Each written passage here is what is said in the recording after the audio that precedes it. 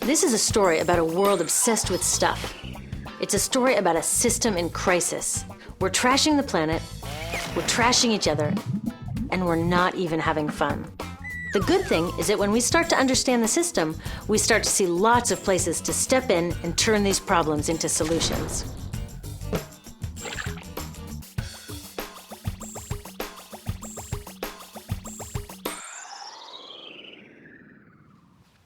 One of the problems with trying to use less stuff is that sometimes we feel like we really need it. What if you live in a city like, say, Cleveland, and you want a glass of water?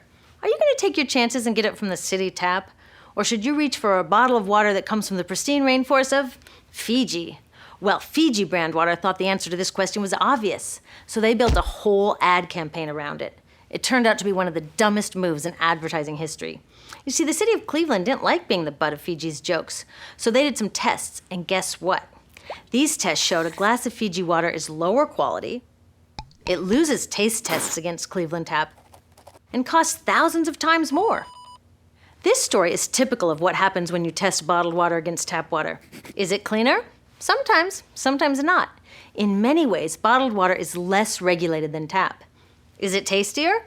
In taste tests across the country, people consistently choose tap over bottled water. These bottled water companies say they're just meeting consumer demand. But who would demand a less sustainable, less tasty, way more expensive product, especially one you can get for almost free in your kitchen? Bottled water costs about 2,000 times more than tap water. Can you imagine paying 2,000 times the price of anything else? How about a $10,000 sandwich? Yet people in the US buy more than 500 million bottles of water every week. That is enough to circle the globe more than 5 times. How did this come to be? Well, it all goes back to how our materials economy works, and one of its key drivers, which is known as manufactured demand. If companies want to keep growing, they have to keep selling more and more stuff. In the 1970s, giant soft drink companies got worried as they saw their growth projections starting to level off. There's only so much soda a person can drink. Plus, it wouldn't be long before people began realizing that soda is not that healthy and turned back to, gasp, drinking tap water. Well, the companies found their next big idea in a silly designer product that most people laughed off as a passing yuppie fad. Water is free, people said back then. What will they sell us next? Air? So how do you get people to buy this fringe product? Simple. You manufacture demand. How do you do that? Well, imagine you're in charge of a bottled water company. Since people aren't lining up to trade their hard-earned money for your unnecessary product, you make them feel scared and insecure if they don't have it. And that's exactly what the bottled water industry did. One of their first marketing tactics was to scare people about tap water with ads like Fiji's Cleveland campaign. When we're done, one top water executive said, tap water will be relegated to showers and washing dishes.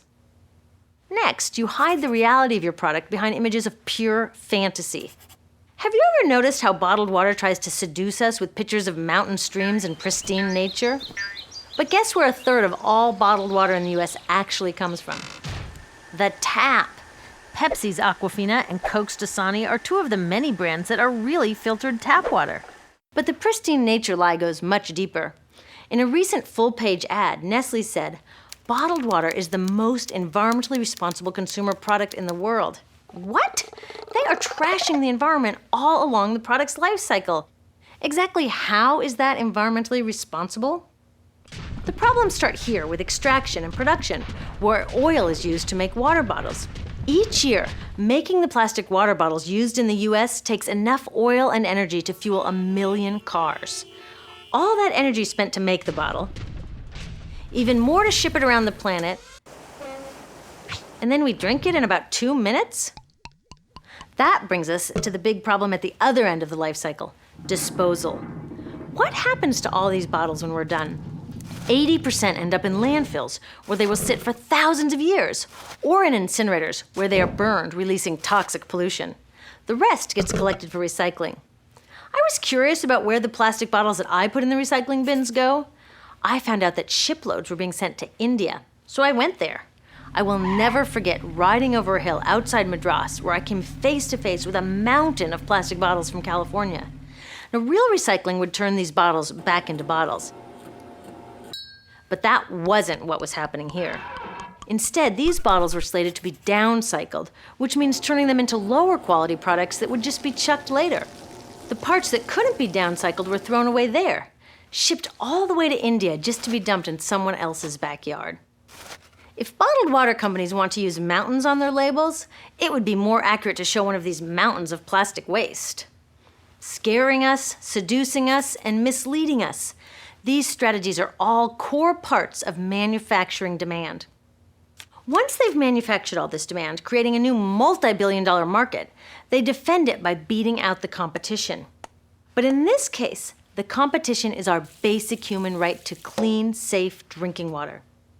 Pepsi's vice chairman publicly said, "The biggest enemy is tap water." They want us to think it's dirty and bottled water is the best alternative. In many places, public water is polluted, thanks to polluting industries like the plastic bottle industry.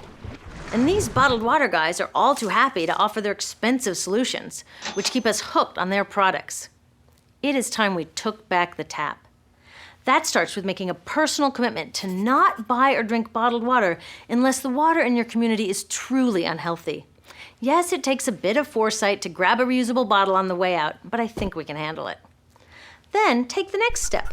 Join a campaign that's working for real solutions, like demanding investment in clean tap water for all.